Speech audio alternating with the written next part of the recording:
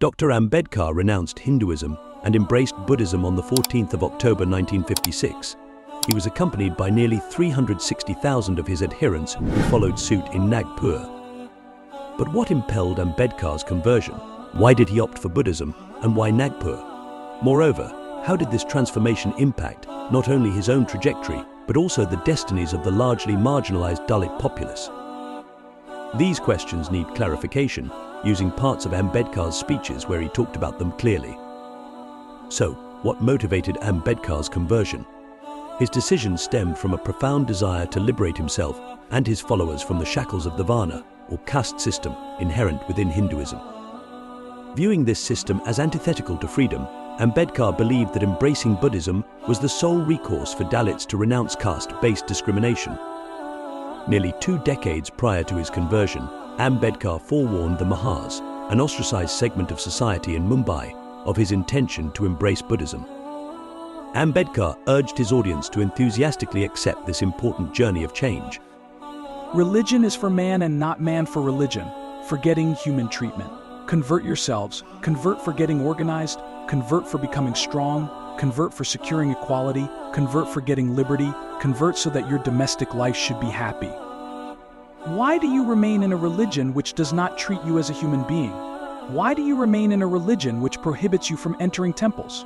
Why do you remain in a religion which prohibits you from securing drinking water from the public well? Why do you remain in a religion which comes in your way of getting a job? Why do you remain in a religion which insults you at every step? A religion in which man's human behavior with man is prohibited is not religion but a display of force.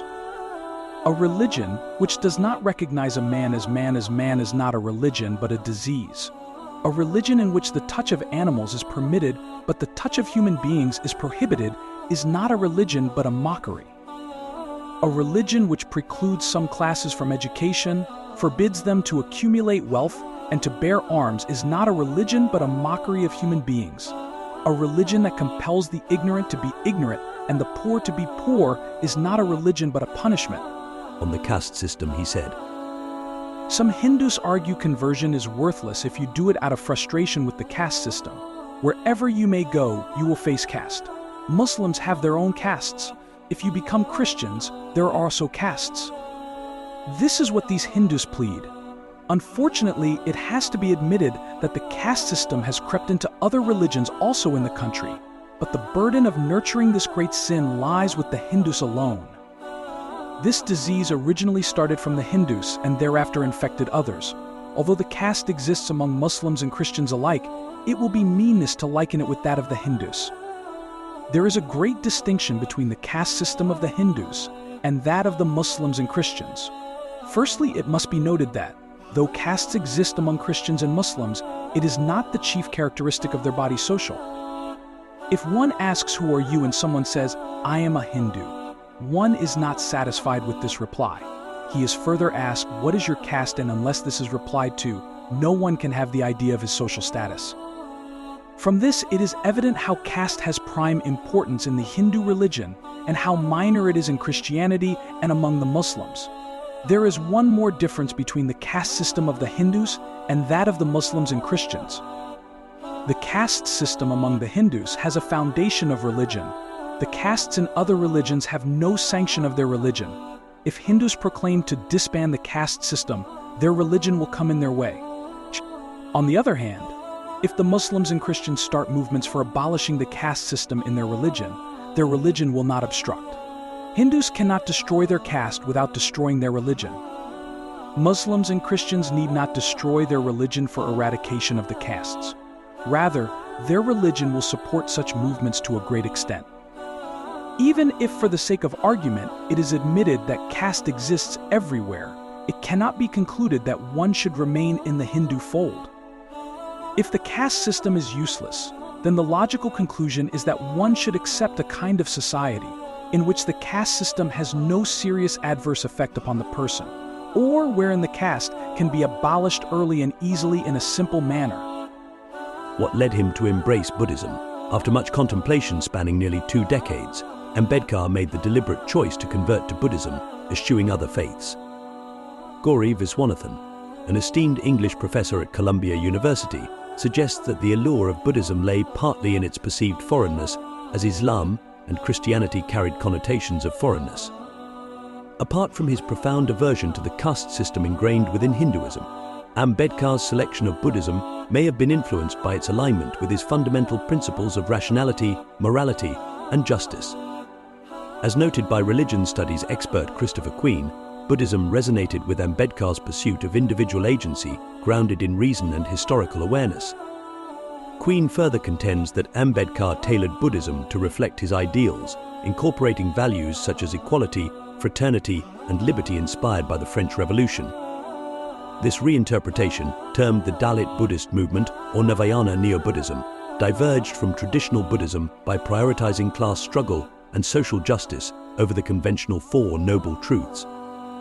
Why Nagpur? Ambedkar's decision to undergo his conversion alongside his followers in Nagpur elicited criticism, given the city's association with nationalist sentiments.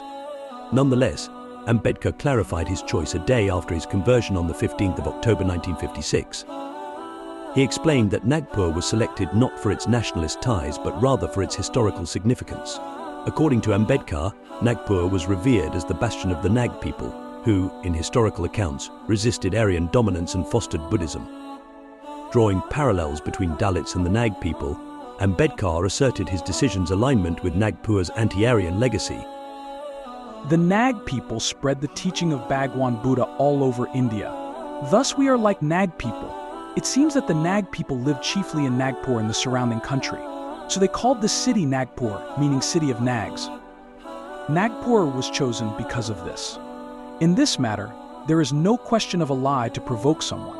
The reason of the RSS did not even come into my mind, and no one should take that explanation as true. Perhaps one could oppose for other reasons. I have not chosen this place just out of opposition, I tell you. This work that I began was criticized by various people and newspapers. The criticism of some people is hard. In their opinion, I was leading my poor, helpless, untouchable people astray. They say today those who are untouchables will remain untouchables, and those rights gained for the untouchables will be destroyed. And some people among us are bewildered. To the unlearned people among us, they say go by the traditional path. On some of the old and young among us, they may be influential.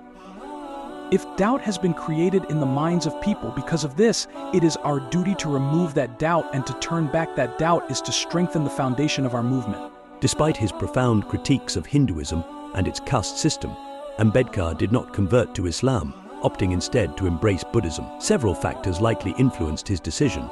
For example, Ambedkar lived during a time of intense religious and social tensions in India.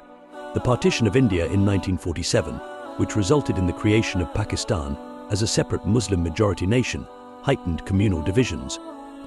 Converting to Islam might have been seen as exacerbating these tensions and potentially undermining his broader social justice goals. Also, Ambedkar's conversion to Buddhism was not merely a personal choice, but a symbolic act with profound social and political implications. By embracing Buddhism, he sought to provide Dalits formerly known as untouchables with a sense of dignity, empowerment, and identity distinct from the Hindu caste system.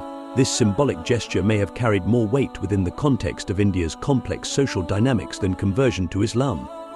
It is a well-known fact that Islam places a profound emphasis on justice, weaving it into the fabric of its beliefs and practices. At its core, justice in Islam encompasses fairness, equity, and righteousness in all aspects of life, both personal and societal. In Islamic teachings, justice is a fundamental principle ordained by God Himself. The Quran, Islam's holy book, repeatedly emphasizes the importance of justice, urging believers to stand firmly for it, even if it goes against their own interests or those of their families. In the realm of jurisprudence, Islamic law, or Sharia, seeks to establish a just society by outlining detailed guidelines for governance, commerce, family matters, and criminal justice. These laws are designed to ensure the rights of individuals are protected, regardless of their social status, ethnicity, or religion. Moreover, Islam advocates for mercy and compassion alongside justice. While accountability is crucial, forgiveness and reconciliation are also encouraged, fostering harmony and social cohesion. The concept of justice in Islam extends beyond human interactions to include stewardship of the environment, resources, and even animals. Muslims are instructed to be just stewards of the earth and its inhabitants, reflecting a holistic understanding of justice that encompasses all creation. Despite Ambedkar's brief tenure to actively practice his newfound faith, He passed away merely 2 months following his formal conversion. His profound influence endured, inspiring multitudes to embrace his reimagined interpretation of Buddhism. Diksha Bhumi in Nagpur, the hallowed ground where Ambedkar spearheaded the monumental mass conversion of 1956, persists as a revered sanctuary for Navayana Buddhism, holding profound significance for countless devotees. And thus concludes our special presentation on DawahWise.